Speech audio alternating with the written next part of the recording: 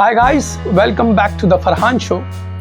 आज के हमारे जो स्पेशल गेस्ट हैं, he is a film producer, a business entrepreneur, a social enthusiast, a very good father and very good son, a man with a golden heart. और जल्द ही इनकी एक मूवी लॉन्च होने वाली है, जिस मूवी का ट्रेलर हम आज हमारे द फरहान शो पर लॉन्च करेंगे। So please welcome mister Swaraj Kapoor.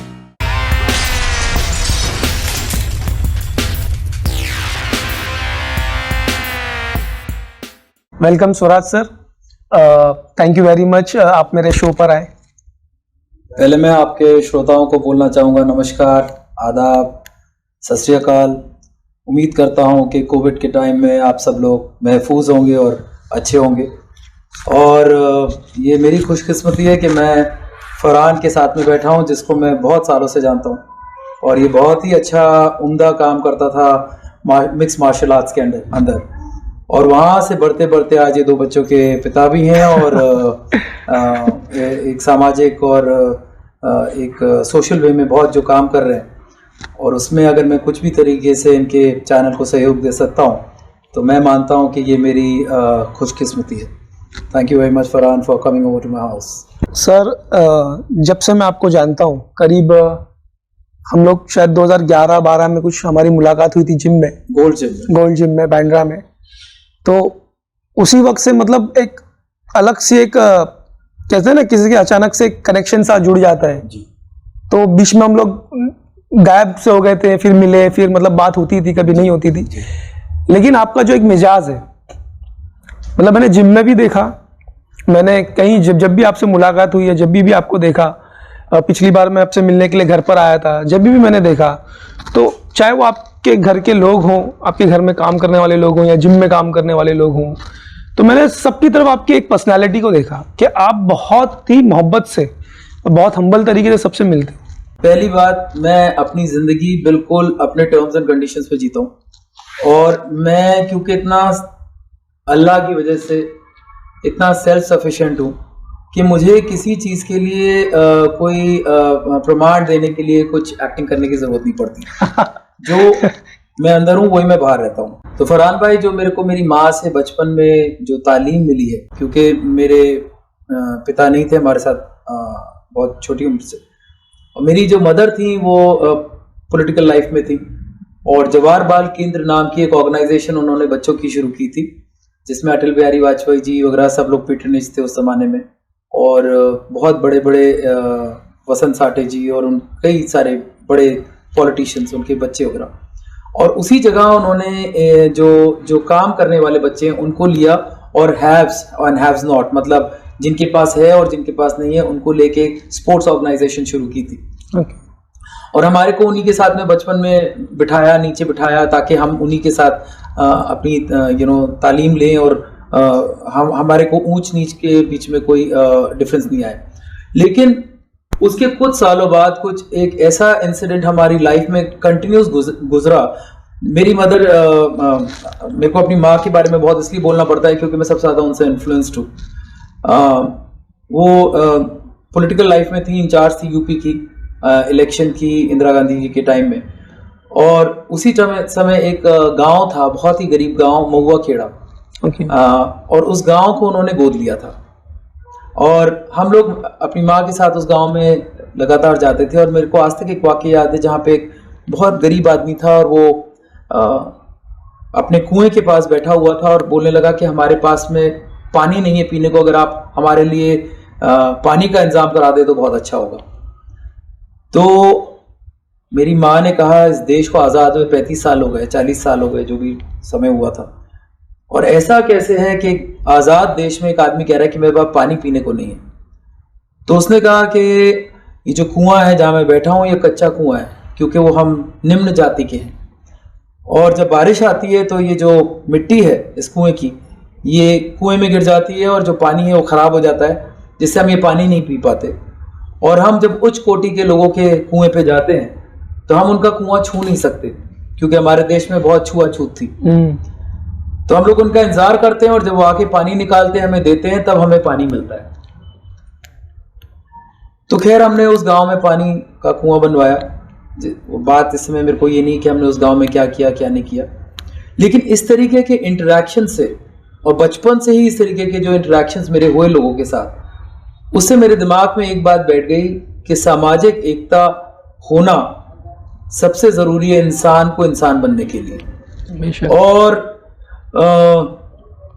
मैं उम्मीद करता हूं कि इस देश में अब ये छुआछूत सामाजिक जो अनेकता है वो अब हमारे बीच में ना रहें, और अगर वो हैं तो देश की सबसे बड़ी हानि इसी से हो सकती है। तो मैं कोई पॉलिटिशियन नहीं हूँ, मैं कोई पॉलिटिकल या राजनीतिक बात नहीं कर रहा हूँ, लेकिन एक सेंस ऑफ बिलोंगिंग, एक सेंस ऑफ यूनिटी शायद मुझे वो बचपन से इन सब छोटी छोटी चीज़ों से सीखने को मिली। और मेरे को, मैं बहुत लकी हूँ कि मैं अपने अपने अपने बचपन से लेकर जवानी तक और आज तक इस तरीके के लोगों से मेरे को मिलने का मौका मिला, जिससे मुझे रियलाइज़ हुआ आदमी या तो अच्छा या बुरा होता है, बड़ा छोटा कुछ नहीं होता।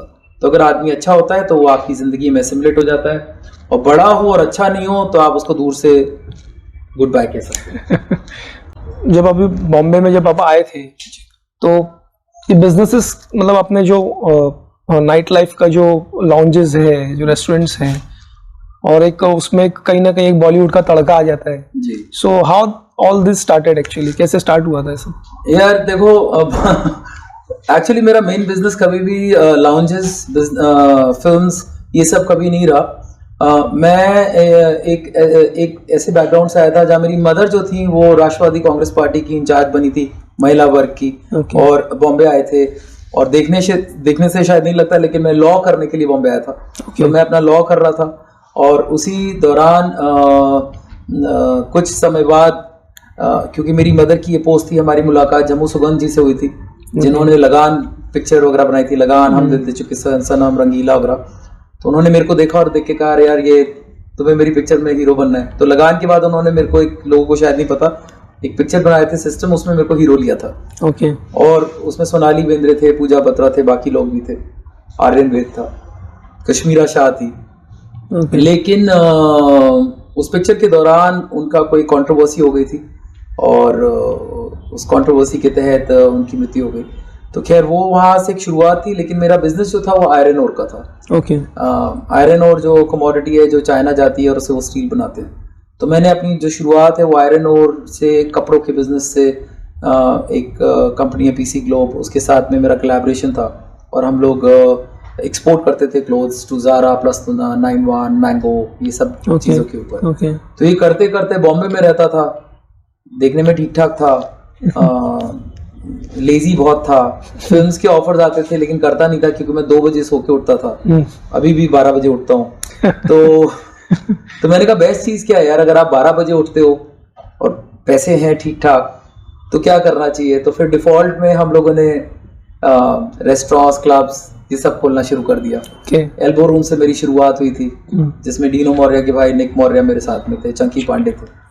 वहां से शुरुआत हुई। फिर हम लोगों ने एक बार लेमॉन्ट खोला, जिसमें विजय गिलानी थे, जिन्होंने वीर पिक्चर बनाई थी सलमान के साथ। फिर ही सेट शी सेट मैंने खोला, फिर हाउस ऑफ मीराबेला खोला, कलीसी। लिटरली मैंने देखा हूँ जितना भी आपको, कि एक बॉलीवुड के अंदर आपका एक बहुत स्ट्रॉन्ग मार्क है।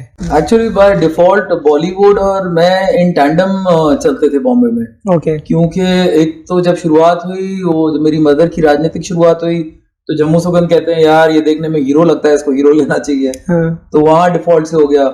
अब मैं उसके बाद में मेरे को 2-3 और ऑफर्स थे, यश चोपड़ा जी वगैरह ने भी दिया था, आज तक किसी को नहीं मालूम। सब शक्ल सूरत देखते थे, कहते थे इसको हीरो होना चाहिए। अब उनको पता नहीं था कि मेरे को इंटरेस्ट ये सब चीज़ में नहीं है, क्योंकि मैं तो सो के उठता था 12 बजे, और मुझे किसी मीटिंग में जाने के लिए कम से कम 4 बजे का टाइम चाहिए। तो कोई भी प्रोड्यूसर मुझे 10 बजे सेट पे बुला ले शायद बहुत मुश्किल था। तो मेरा एक हमेशा एक जोक रहता था प्रोड्यूसर के साथ में कि सर अगर आप नाइट में शूटिंग करेंगे तो शायद मैं साइन कर लेता हूँ। अच्छा।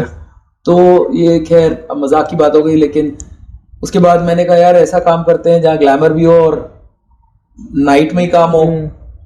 तो बिजनेस मेरे बाकी थे। बेसिकली मैं ट्रेडर हूँ बाय नेचर। ओके। तो मैं कमोडिटीज में डील करता हूँ, आज भी मैं कमोडिटीज में डील करता हूँ, और टर्नओवर्स जितने भी है मेरे वो कमोडिटीज में है। जो एस्पेक्ट लोगों को नहीं पता वो मेरा रियल बिजनेस है। और एल्बो रूम एक छोटी सी जगह थी, लेकिन उसमें चाहे सोहेल हो, चाहे जैकी श्रॉफ हो, चाहे ये हो वो, दुनिया के हर लोग आते थे और मेरे से मिलने आते थे। मेरी पर्सनल दोस्ती उनसे बहुत ज्यादा थी। ओके। जब मैं आपसे भी मिला गोल्ड्स में, तो मैं वर्कआउट भी करता था, तो मेरे वर्कआउट पार्टनर मैं, जॉन थे, आशीष चौधरी था, रितेश देशमुख थे, सोहेल खान थे जी। तो कुछ ऐसा हमेशा रहा है कि बाय डिफॉल्ट बॉलीवुड और मैं साथ साथ एक संगम रहा है। और हम लोगों ने फिर लेमॉन्ड भी किया, उसमें भी फिर जैसे मैंने कहा विजय गिलानी आ गए, वीर वाले। और मेरा अभी भी दोस्त पार्टनर हैं जिनके साथ मैं बहुत काम करता हूँ, मोहम्मद मुरानी भाई हैं। ओके। मुरानी ब्रदर्स। तो आप बॉम्बे रहोगे, आप ग्लैमर इंडस्ट्री में रहोगे, आप ग्लैमरस होगे, आप पेज 3 होगे, तो कहीं ना कहीं बाय डिफॉल्ट बॉलीवुड साथ साथ चलता जाएगा। तो उसी के तहत मैंने जो पिक्चर भी बनाई वो भी बाय डिफॉल्ट ही थी। ओके। क्योंकि मेरे को किसी ने बोला कि अनुराग कश्यप की कुछ पिक्चर हैं, उनको आप फंड कर सकते हैं। तो उसी समय मेरे कोई बहुत परिचित थी, उन्होंने बोला नहीं एक पिक्चर बन रही है जिसमें राजकुमार राव वगैरह हैं, और उसको आप फंड कर दीजिए। तो कुछ साल पहले मैंने उसको किया था, जिसका नाम है last rave. I think drugs के ऊपर आपने बताया था मुझे कि उसी के ऊपर बेस्ड। जैसे पंजाब को कहते हैं ड्रग्स ने खोखला कर दिया, और वहां पे भी कैंपेन चलाया, श्री श्री रविशंकर जी ने भी चलाया, और मैं श्री श्री को बहुत मानता हूँ।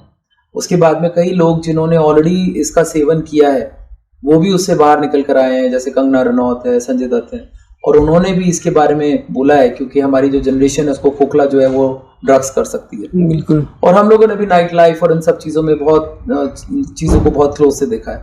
और मैंने ये सिर्फ देखा है कि ज्यादातर लोग जब इस सब चीजों में पड़ते हैं, वो उसका कारण होता है सोशल प्रेशर। एक दूसरे को देख के हैपनिंग बनने के लिए, कूल होने के लिए सब लोग सोचते हैं अरे ड्रग्स लेना तो बड़ा कूल है, आई एम कूल। दारू भी इसलिए पीते हैं, ये सब इसलिए करते हैं।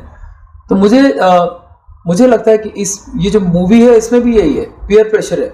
ओके। कि कैसे एक डीजे है वो कैसे वो ड्रग्स वगैरह करता है, कैसे वो उसमें लड़कियों को इन्वॉल्व करता है, कैसे रेप पार्टी होती है, कैसे वो लड़कियां जो एकदम नॉर्मल लाइफ की, कॉलेज की लाइफ की हैं, वो कैसे उसमें इन्वॉल्व होती हैं, और कैसे वो एक ड्रग्स वगैरह करके, और एंड में जो कांड होता है जिसमें बहुत सी लड़कियां रेप होती हैं, तो एक पूना के एक रियल लाइफ ड्रग इंसिडेंट के ऊपर है। प्लस उसमें जो एक्टर है वो बहुत अच्छा एक्टर है, राजकुमार राव है, देवेंद्र शर्मा है, बाकी की भी जो स्टार कास्ट है, तो it's a very good star cast.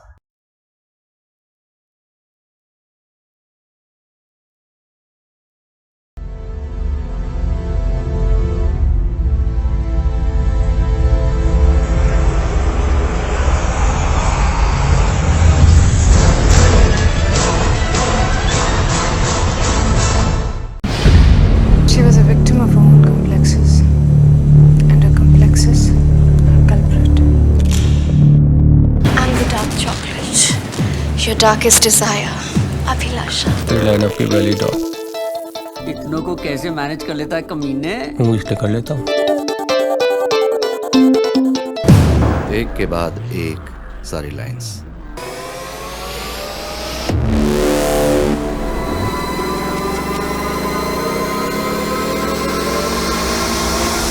Welcome to anti narcotics.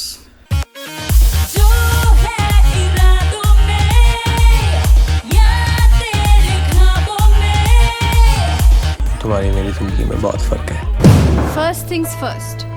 Words of wisdom from the love guru, Roxy. मैं प्यार हूँ या नशा हूँ पता नहीं, पर अगर तुमसे दूर हूँ ना तो तुम खुश नहीं रह सकती। जो भी उसकी दुनिया में आता है, they start flying. क्या खोया माया है, इतना खुदाया है, चाहत इरादों की। We have only 15 minutes for India's largest drug raid. Give it to rich bastards. 40 rich bastards. Each could buy 1000 pills. लड़कियाँ और बाहर मैं लाऊंगा। सिक्योरिटी एंड पुलिस का सारा इन्फॉर्मेशन मैं दूंगी। माल और सारे अरेंजमेंट्स मैं देख लूंगा। I'll put the girls on the trip. Trust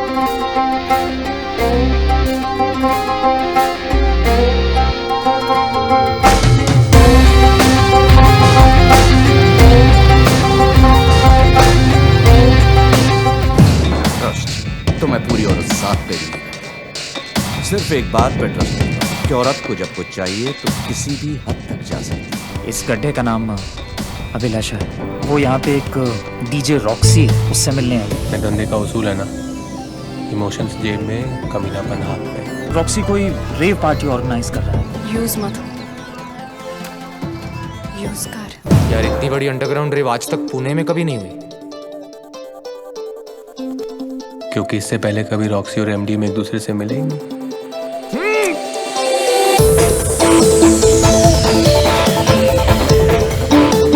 इतना क्राउड आ जाएगा ना? लड़कियां चाहिए, मैं लाऊंगी लड़कियां with all their heart and all their skin.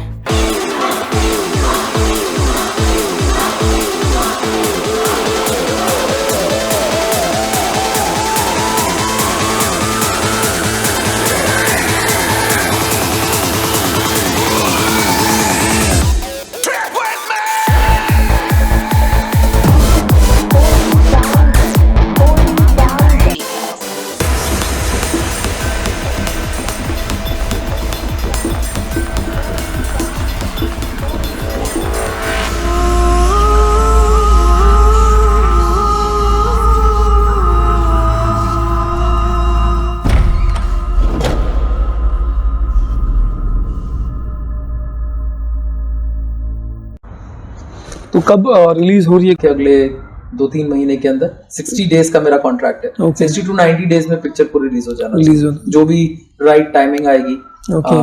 कि थिएटर के लिए अच्छा है या ओटीपी प्लेटफॉर्म आजकल ये चल रहा है। ओके, से यंग जनरेशन को कुछ ऐसा मैसेज मिलेगा कि शायद वो इन सब चीजों से बचे। एक एंड का एक सीन है नार्कोटिक्स का, जिसमें जो नार्कोटिक्स जो ऑफिसर है उसे बोला जाता है, वो एक डायलॉग बोलता है जो मुझे लगता है पिक्चर का क्रक्स है। Okay. वो कहता है आप कितने भी लॉज बाय लॉज ये वो कितना भी कर लो कुछ नहीं होगा जब तक आप सेल्फ सेंसरशिप ना करें, जब तक आप खुद को, जिस दिन आदमी खुद को संभाल लेगा उसी दिन वो अपने आप को इन चीजों से दूर रख सकता है। तो हम लोग किसी को प्रीच नहीं कर सकते, हम लोग किसी को सोशली बता नहीं सकते क्या करो, हम लोग सिर्फ लोगों को एक अवगत करा सकते हैं, हम लोगों को एक प्लेटफॉर्म दे सकते हैं जहां आप बताएं कि आपके लिए क्या अच्छा है क्या अच्छा नहीं है। बिल्कुल, बात चूज करना आपके हाथ में। इस पिक्चर से सीख के कुछ यंगस्टर सीख जाएं, उनके पेरेंट्स सीख जाएं और समझें कि यार ये गलत है या इससे हम दूर रहें, तो मेरे ख्याल में पिक्चर का जो मकसद है वो पूरा हो जाता है।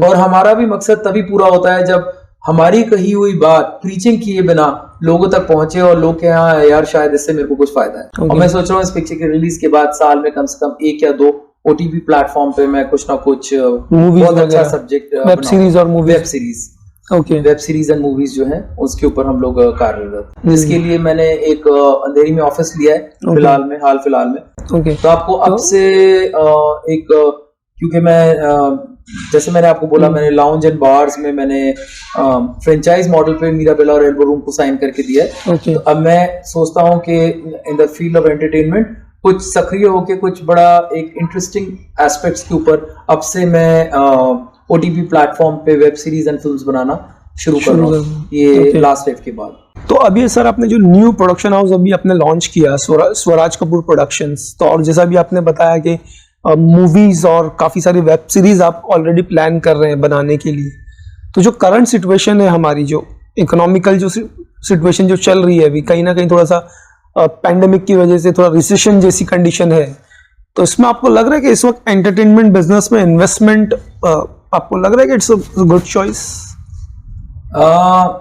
देखिए, आपने जब ये क्वेश्चन पूछा है तो मेरे लिए बड़ा रेलेवेंट हो गया लेकिन मेरे को ऐसा लगता है मेरी लाइफ में ज्यादातर चीजें जब पॉजिटिव होती हैं वो बाय डिफॉल्ट होती हैं। और मैं इसमें जो हाथ है वो ईश्वर का, अल्लाह का मानता हूँ, क्योंकि मैं दुआ काफी करता हूँ। तो जब जीडीपी बहुत अच्छी चल रही थी तब मेरे को समझ में नहीं आ रहा था, लेकिन जब जीडीपी जब शायद ऐसे है तो मुझे ऐसा लगता है कि जो राइट माइंडेड अगर आप बिजनेस को कॉन्सेंट्रेट करके करेंगे तो इस समय कंपटीशन कम है तो आपको ज्यादा लीवरेज मिल रहा है। ओके। तो ट्रेडिंग में भी जो 2-3 कमोडिटीज में कर रहा हूँ वो इतना अच्छा मैंने पिछले 10 साल में बिजनेस नहीं किया जो मैं पिछले 6 महीने से कर रहा हूँ।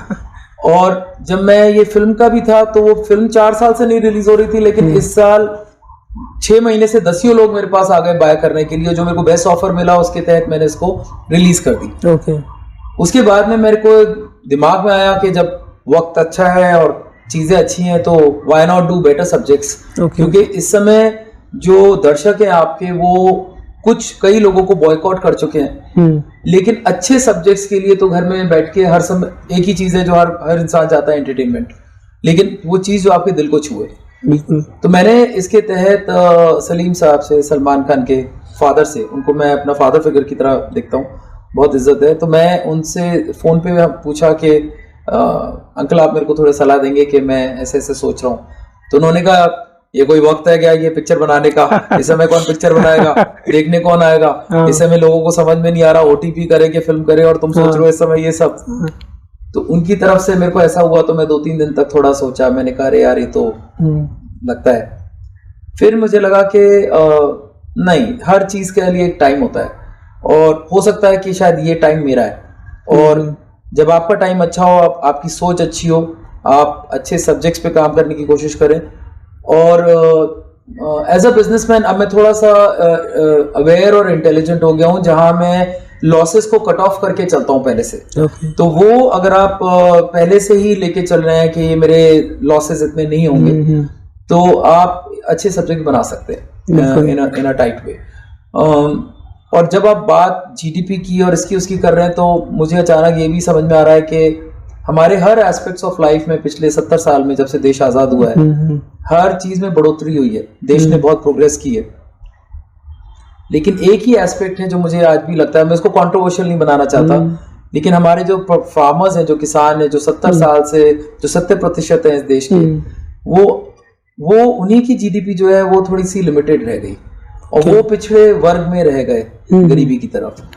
तो अब जो ये एक हमारी जो आर्मी है जो हमारे लिए बॉर्डर पे जाती है, अपनी जान देके आती है, और फार्मर्स हैं, आई थिंक ये हमारे रियल लाइफ हीरो हैं, और पॉलिटिकल करने की कोई ज़रूरत नहीं है। एक बहुत ही सेंसिटिव वे में अगर उनकी कोई भी डिमांड रीजनेबल लगती है, तो मुझे लगता है सरकार को और हम लोगों को उसकी तरफ पॉजिटिव वे में सोचना चाहिए, क्योंकि वो हमारे देश की धरोहर है। And we salute our farmers and we salute our army. तो आई थिंक अच्छे लोगों के लिए अच्छी चीजें होनी चाहिए, एंड मुझे नहीं समझ में आता टेक्निकल चीजें, GDP plus minus. I think आप अपना काम अच्छा करते जाएं और रिजल्ट्स के बारे में नहीं सोचें, और हर अच्छी चीज की जो ग्रोथ है वो होना, मुझे लगता है सतयुग की तरफ हम बढ़ रहे हैं। मेरी माँ बोलती है 38 साल में सतयुग आएगा, तो उसकी तरफ बढ़ोतरी है।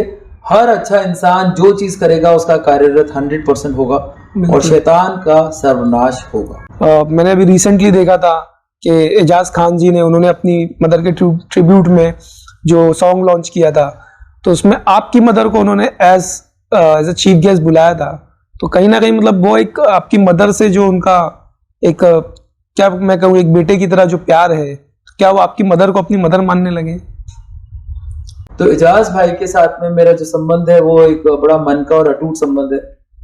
मुझे उनके बारे में एक थोड़ा सा ये बताना पड़ेगा कि शायद वो बहुत मिसअंडरस्टूड टाइप के व्यक्ति हैं, और जो उनकी विचारधारा है, और मेरी जो बहन है वो राष्ट्रीय सेवक संघ में राष्ट्रीय सुरक्षा संभाल रही है इंद्रेश जी के साथ में, तो एक बहुत कॉन्ट्रडिक्टरी परिवार है। लेकिन मैंने इंडिविजुअली देखा, जब कोविड टाइम्स थे, तो हम लोगों की गुहार थी कि कोई भी परिवार भूखा ना सोए, और उसके तहत हम लोग हर जगह जहां भी कोई भूखा होता था हम उसके यहाँ खाना पहुंचाते थे। और मैंने देखा जब भी मैं कहीं पे खाना नहीं पहुंचा पाता था, तो मैं सोशल मीडिया पे जब लिखता था कि कोई मेरी मदद करे, तो सबसे पहला हाथ जिसका ऊपर होता था वो एजाज भाई का होता था, और वो अल्लाह के बंदों के साथ वहां जाते थे, खाना देते थे, और वहां पे मेरा नाम लेके वीडियो बनाते थे, जिसमें मैं कहता था एजाज भाई मेरा नाम नहीं दीजिए, क्योंकि हमारा काम सिर्फ ये है कि हम लोगों तक उनकी सेवा करें और उन तक खाना पहुंच जाए। बिल्कुल। तो मेरे को मैं हर इंसान की पॉजिटिव साइड देखना पसंद करता हूँ, और मैंने एजाज भाई का जो ये रूप देखा, तो मेरे लिए वो बात अच्छी रह गई कि एजाज भाई हर गरीब के यहाँ, चाहे वो हिंदू हो मुसलमान, उसके यहाँ खाना पहुंचाते थे मेरे कहने पे, तो मेरे लिए वो करेक्ट सबसे स्ट्रांग था। बिल्कुल। उसके बाद मेरी माँ से उनके 1-2 बार इंटरेक्शन हुए, और पता नहीं किस वजह से उनको मेरी मदर के साथ में एक माँ जैसी फीलिंग आई, उन्होंने जब अपना वीडियो बनाया माँ, तो उसमें उन्होंने माँ को बुलाया। मैं उस दिन दुबई जा रहा था, तो उन्होंने मेरे से क्योंकि कहा कि आपको आना ही आना है, क्योंकि माँ को लेके मैंने दुबई की फ्लाइट कैंसिल की। उसके बाद मैं इजाज भाई के फंक्शन में गया मेरी माँ के साथ। उन्होंने सबसे ज्यादा सम्मानित मेरी माँ को किया, और सम्मान किसी भी माँ को देना माँ का दर्जा होता है। तो मैं ये नहीं जानता कि वो क्या मानते हैं क्या नहीं मानते, लेकिन मेरे दिल में उनके लिए बहुत इज्जत है, क्योंकि उन्होंने मेरी माँ को बहुत इज्जत दी, और मेरे लिए इतना काफी है।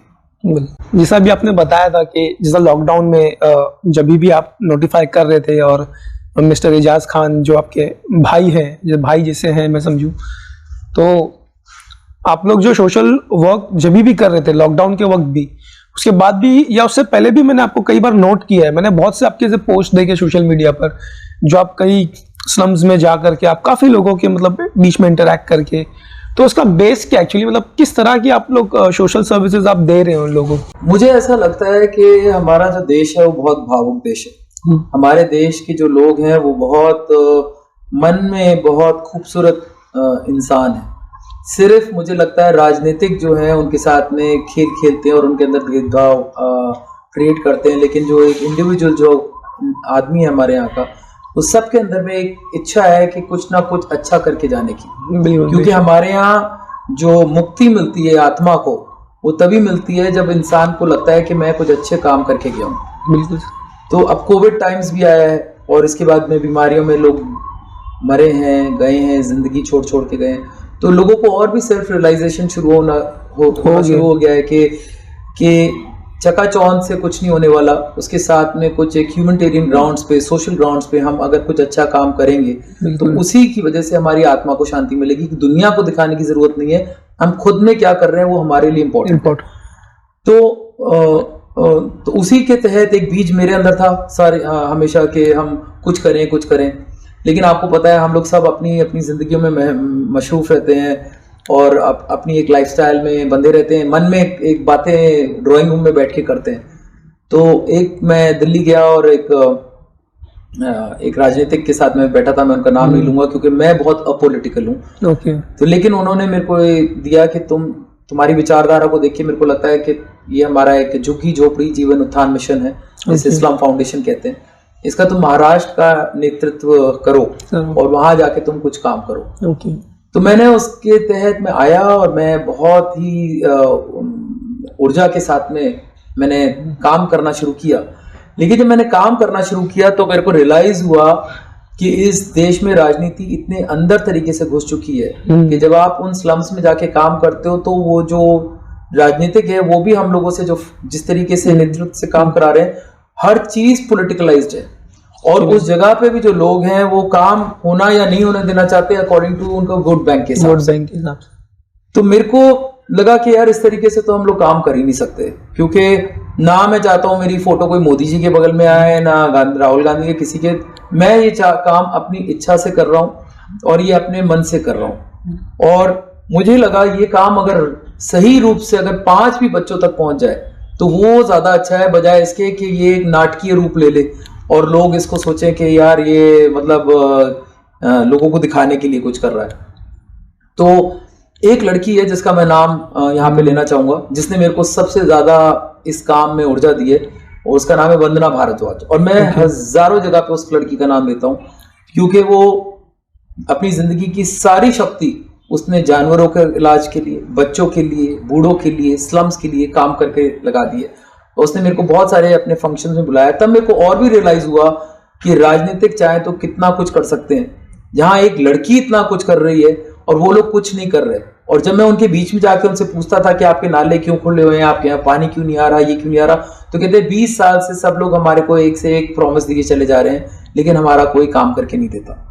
और जब वोट का बारी आती है तो हमारे को थोड़ा सा कुछ प्रलोभन दिए जाते हैं और हमें वोट ले लिया जाता है, फिर हम वहीं के वहीं रह जाते हैं। तो एक तो इनको हमारे को समझ में आता है कि किसी को देने से कुछ नहीं होगा, आपको इनको सेल्फ सफिशिएंट बनाना पड़ेगा।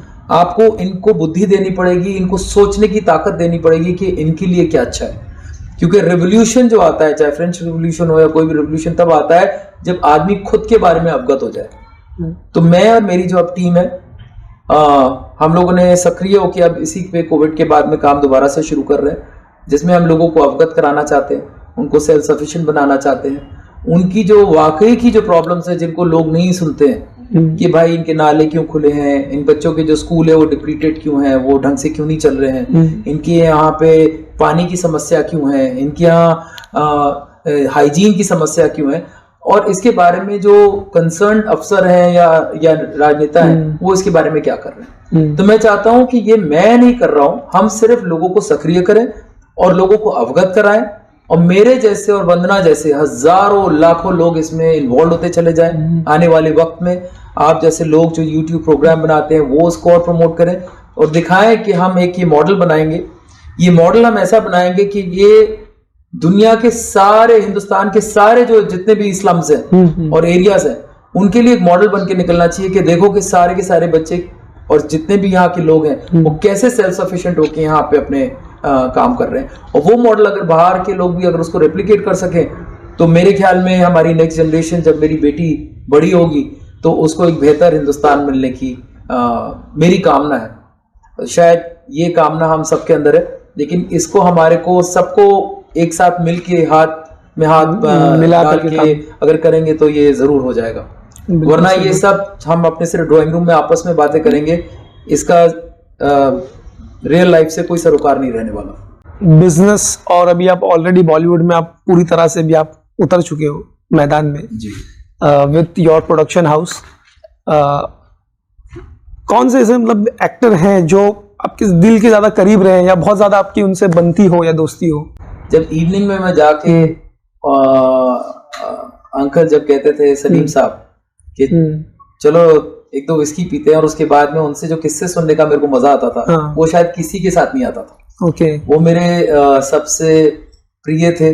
और जब भी एक दो महीने 3 महीने में मैं बॉम्बे में एक दिन फोन करता था, अंकल आप कैसे हैं, तो कहते थे हाँ क्या हो, तो मैं कहता था बस, कहते थे आ जाओ, तो मैं आ जाता था। फिर उनके साथ एक दो ड्रिंक, उसके बाद में किस्से, तो वो एक धरोहर, एक you know something which I really cherish and enjoyed. उसके बाद मेरी जिंदगी में सबसे करीबी मेरी लाइफ में जो थे वो थे दिलीप साहब के दोनों भाई, आसन अंकल और असलम अंकल। मुझे लगता है मेरे खुद के परिवार, मतलब मेरी माँ, बेटी, लौरा वगैरह के अलावा, मेरे परिवार के अलावा सबसे जिंदगी में मेरे क्लोज अगर कोई रहे तो आसन अंकल और असलम अंकल। और मैं आज उन्हें श्रद्धांजलि भी देना चाहता हूँ कि कोविड में उनकी दोनों की डेथ हुई, और मेरे को इतना खराब लगता है कि मैं उसको अटेंड भी नहीं कर पाया क्योंकि मुझे मालूम भी नहीं पड़ा, और कोविड टाइम रिस्ट्रिक्शंस थे बहुत सारे। वो मतलब मैं आज भी अगर सोता हूँ तो सपने में भी मेरे को दोनों भाई आते हैं, और वो मेरे जिंदगी में 100% वो मेरे परिवार के ही लोग थे। तो उनके साथ मेरा बहुत इमोशनल अटैचमेंट है। मेरे जितने भी फंक्शन होते थे सब में वो दोनों होते थे। और उसके अलावा मेरे बहुत सारे इंस्टेंसेस बहुत सारे एक्टर्स के साथ में, मैं, जॉन, आशीष, सोहेल भाई, हम लोग साथ साथ वर्कआउट करते थे। तो एक बिल्कुल जवानी का एक मजेदार किस्सा जिसमें सब लोग मस्ती मार रहे हैं, और आशीष और मैं दबा के वर्कआउट कर रहे हैं, लेकिन जॉन के मसल्स बन रहे हैं।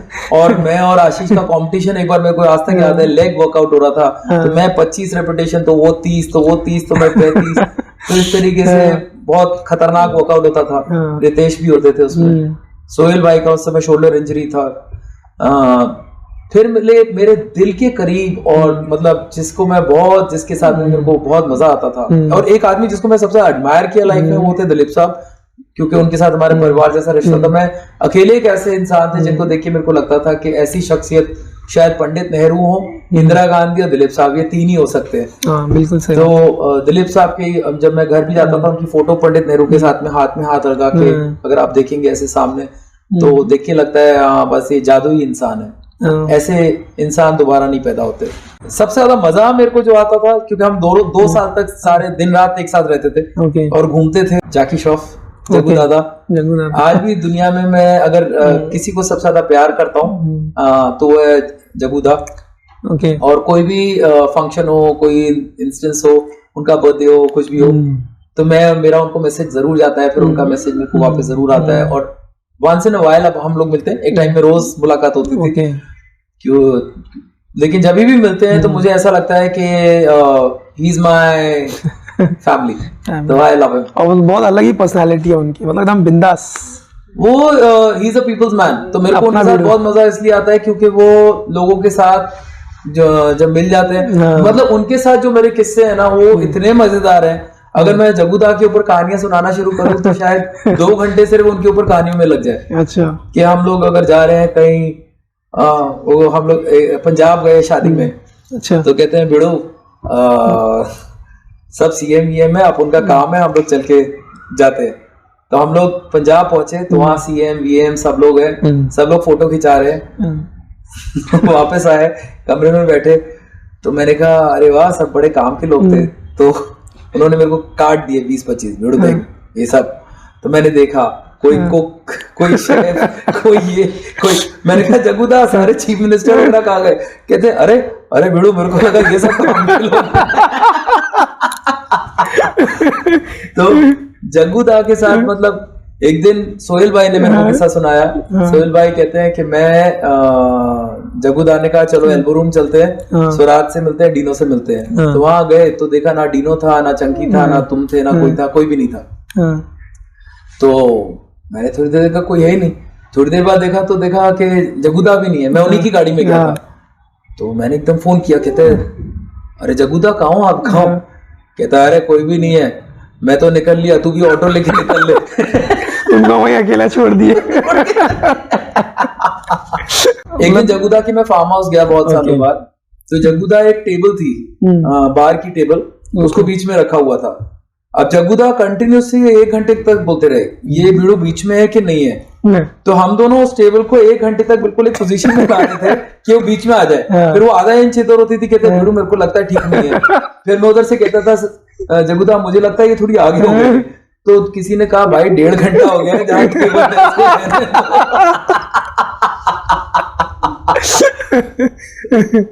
तो मतलब वाकई में उनकी जो पर्सनालिटी है, उनका जो पर्सोना है, बहुत मतलब दमदार, बहुत दमदार। But Jagguda is the most intelligent human being. मतलब अगर वो उन्होंने ऐसी ऐसी चीजें इजाद करके दी हैं जिसमें लोग बिलियनर बन गए होंगे। अच्छा। उन्होंने मेरे को बोला कि मैं टाइगर को बचपन में ऐसे ऑर्गेनिक कपड़े देता था, उसको कोई चीज से नहीं छूने देता था। तो उसके तहत उन्होंने हल्दी नीम तुलसी में मेरे को बोला ऑर्गेनिक कपड़े बनाने को। मैंने 2 महीने में उसको डेवलप किया। हम लोगों ने विक्रम हॉट योगा को वो कपड़ा दिया। वो कपड़ा देके विक्रम हॉट योगा ने अपने भाई को दे दिया, क्योंकि हम दोनों ने उसको ऐसे ही दे दिया। अच्छा। बिना पेटेंट की आइडिया। ओके। तो जग्गूदा इज ओपन हार्टेड पर्सन। जग्गूदा ने अपने आइडिया से लोगों को बहुत मिलियनर बिलियनर बनाया होगा। और लेकिन भगवान ने, ईश्वर ने उनके बेटे के तहत और उनके परिवार के तहत उनको नवाजा है। और I think he is just a happy human being. Happy human being, और बहुत बहुत मेरे ख्याल से बहुत रियल पर्सनालिटी है। रियल है और हैप्पी है। तो 2 चीजें सबसे ज्यादा। और definitely I think he doesn't care a dam. और जैसे हैं वैसे हैं। उनका स्टाइल भी मतलब आज तक हम लोग भी एडमायर करते हैं बचपन से। मैं तो जग्गूदा को बोलता था जब हम लोग होते थे तो एक जैसे कहीं बाहर जा रहे होते थे तो ऐसे बैठे होते थे, पर अचानक एकदम कहते थे ऐसे चल के जाते थे, तो कहते थे बिड़ू सही है ना। तो उनका एक दिन कोई उनको फोटो खींच रहा था। हम दोनों रेसकोर्स में गए तो घोड़ा इधर से आ रहा है, जग्गूदा और मेरी गाड़ी इधर से जा रही है, बिल्कुल फिल्म की तरह। वहां होते तो एक आदमी आया उनकी फोटो खींचने, तो कहता है बिड़ू तेरे को फोटो नहीं खींचा, मैं तेरे को बताता हूँ ऐसे करके फोटो खींचने का। फिर उधर से ऐसे करके आया। मैंने कहा जग्गूदा आपका तो पूरा एकदम चेंज ओवर हो जाता है एकदम 1 सेकंड के अंदर। Definitely he is a man, he is a rock star. और वो जब मैं अभी भी आप अगर वो इंटरव्यू मेरा देखे तो मैं कहना चाहता हूँ जग्गूदा वो टोपी वगैरह ठीक है, लेकिन आप अपना वो डेनिम जैकेट पहना करो, डेनिम जीन्स पहना करो, आप उसमें इतने हैंडसम लगते हो कि कोई लड़कियों का चांस नहीं है उसके बाद। 100% अब तक नहीं है, मतलब कोई चांस ही नहीं। Still he is one of the... अगर जग्गूदा डेनिम जैकेट और जीन्स पहन लेंगे तो मैं उनके साथ कहीं नहीं जाऊंगा। आपको कोई नहीं देखेगा, कोई देखेगा या नहीं भाई। But I must say still he is one of the handsome hero of the industry. Still की बात ही नहीं है यार, जग्गूदा is the most handsome. जग्गूदा is the most handsome. मैं तो अभी तक एक याद है मेरे को, बॉम्बे टाइम्स की एक पार्टी थी and जग्गूदा was wearing a denim and denim jeans and denim jacket. और बस वो वॉक इन करके गए, उसके बाद आमिर वगैरह के साथ जा रहे थे, लेकिन जग्गूदा जैसा कोई नहीं है। सही बात। According to me Jagguda is rock star. तो सर ये जो इंटरव्यू रहा मेरा बहुत एंटरटेनिंग और बहुत हैपनिंग रहा। इतने जितने भी मैंने इंटरव्यूज लिया बहुत मजा आया। तो अगर आप पीछे देखेंगे जो मेरी टीम है बिहाइंड द सीन, अगर आप देखें कैमरे के पीछे जितनी टीम है सब हंस रहे। एक्चुअली उस टीम को देख के मेरे को ज्यादा मजा आ रहा था, क्योंकि उनको देखते ही मेरे को लगा ये लोग सुपरस्टार्स हैं। हाँ, सब अपने सब सोशल मीडिया में और सब एकदम इन्फ्लुएंस्ड है। हाँ, बहुत एंथुसियास्टिक है ये लोग सोशल मीडिया को लेकर के। तो बहुत मज़ा आया जो इंटरव्यू हुआ, जो हमारा पॉडकास्ट हुआ। डेफिनेटली जग्गू दादा अगर आपके मैसेजेस देखेंगे और इजाज़ खान आपके मैसेजेस देखेंगे तो उनको भी बहुत खुशी होगी देख करके। फ्राइडे जब मेरे को पता था कि फरहान आ रहे हैं, तो मेरे को लगा कि यार मजा आएगा। मेरे लिए इंटरव्यू नहीं है, मेरे लिए तो गुफ्तगू है। अपने पुराने दोस्त के साथ में बैठ के बातें करने का मौका मिल रहा है। और मैं चाहता हूँ कि बहुत से लोग मेरी वजह से नहीं, इस होनहार लड़के की वजह से जो इतना मेहनती है, इसको सब्सक्राइब करें। और मैंने जब इनसे बात की है तो मुझे रियलाइज हुआ है कि इनकी सोच बहुत प्योर और बहुत अच्छी है। ऐसे लोगों को आपको बढ़ावा देना चाहिए। All of you guys over there, it'd be great if you subscribe to this super cool guy Farhan. So I would like to say on behalf of all my team members and me, thank you very much. बहुत बहुत शुक्रिया। I like to really say thanks to your team and I wish them all the very best, because मुझे मालूम है कि at this age when the youngsters, मतलब जब ये जवान जोशी से when these guys are there working, अल्लाह इनको बहुत ब्लेस करे और ये लोग बहुत ऊपर है, जो चाहें उसको प्राप्त करें इंशाल्लाह। मैं आप लोगों को विश करता हूँ।